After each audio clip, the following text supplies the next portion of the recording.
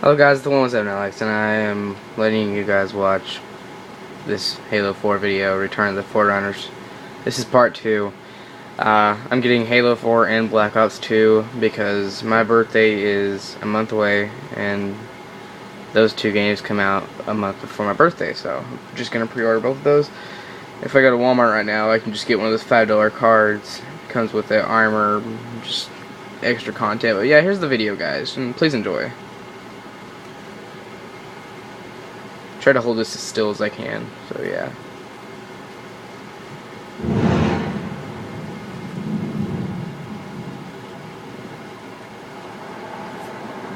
Putting aside our sorrow, we renewed our faith in the prophecy that other rings would be found, and see how our faith has been rewarded.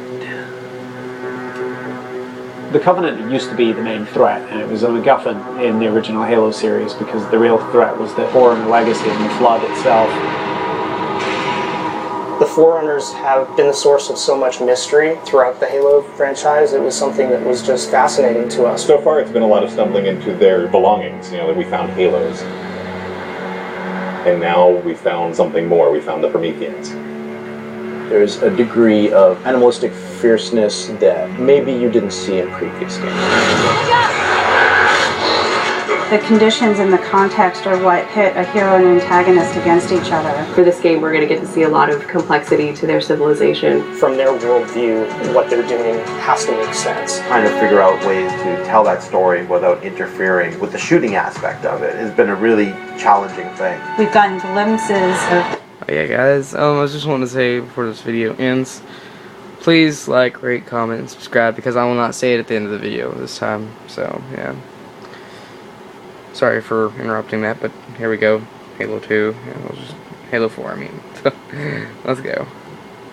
This Forerunner presence that was kind of always there, open as to whether it would ever erupt. And it did. We're trying to really take game systems and manipulate them and give them emotional coloring and context. We wanted to create something that could stand alone and be an enemy that is just as challenging, just as engaging as the Covenant has been in the past for Halo. A lot of that initial discussion was around if you had this incredibly evolved race and they were well beyond humanity, the Covenant, what would that look like?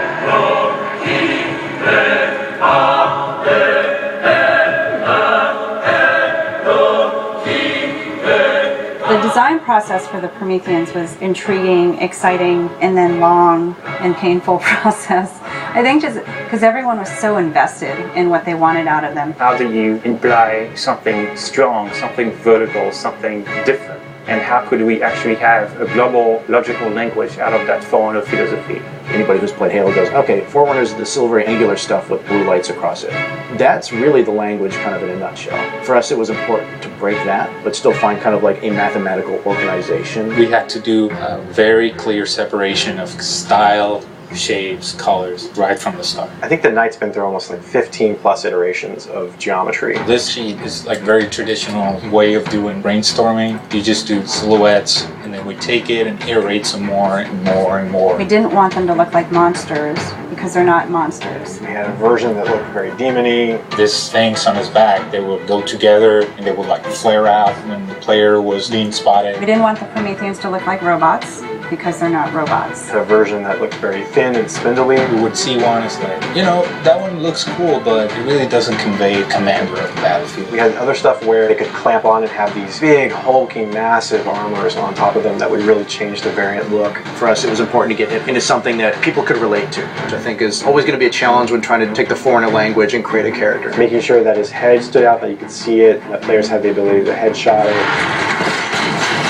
It falls also onto animation. They're able to bring these guys alive and make it feel believable and plausible and still be very fast and lethal. Locomotion didn't look heavy enough at one point, so we scrapped everything and did it all again.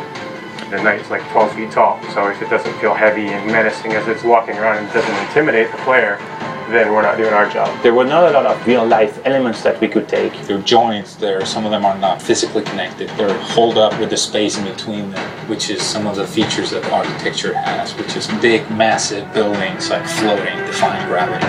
We wanted to keep some of that mystery and kind of the unknown in the characters as well. well. We even have the little micro driver arms in here, and then all the way to where we turn these layers off, and the glowing skull. We thought it would be more of an impact if it's like a sarcophagus. It opens up and it's showing all this aggression.